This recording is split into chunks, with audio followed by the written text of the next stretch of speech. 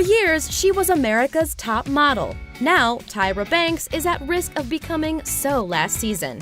How did one of the world's most sought-after beauties suddenly lose her luster? This is the downfall of Tyra Banks. Oh my God, she's fashion roadkill. She quit the runway. Banks' first misstep came when she decided to retire from modeling in 2005, at 31. At the time, she claimed she wanted to go out on top and be like the athletes who seem stuck in time.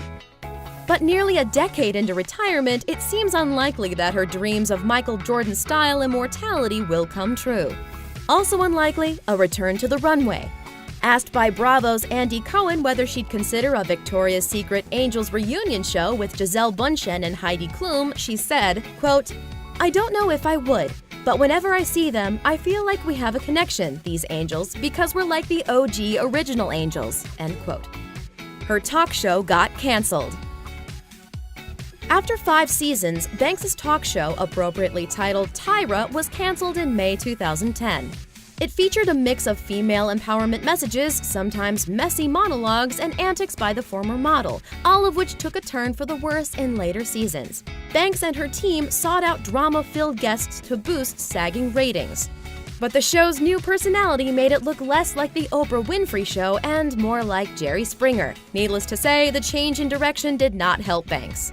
TypeF.com floundered. In March 2011, Banks put her name on the line by launching the style site TypeF.com, which offered personalized beauty and fashion tips. Although the glitzy launch brought in lots of initial traffic, page views and site visits suffered a steep decline over time. As explained in a 2013 Adweek story, the site essentially died after content seemed to dry up. Banks' face disappeared from the site. Headlines pointed to 2-year-old content.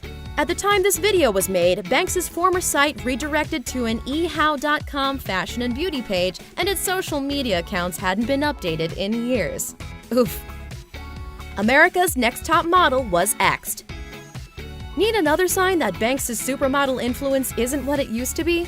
Look no further than the demise of her formerly beloved reality competition show, America's Next Top Model.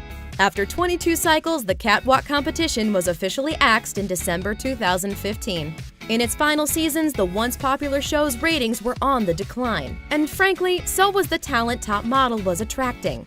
The ever-changing panel of judges, some rumored to have beefs with Banks, didn't help either. Fab Life got the boot. What's a surefire way to lose credibility? Make the same mistake twice.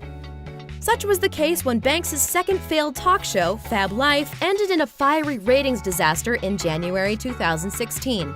Trouble plagued the production from just about day one, most famously when Banks quit just 2 months into its debut season. At the time, Banks called the decision to leave difficult, but insiders said she left because she was duped into believing she'd have creative control of the show.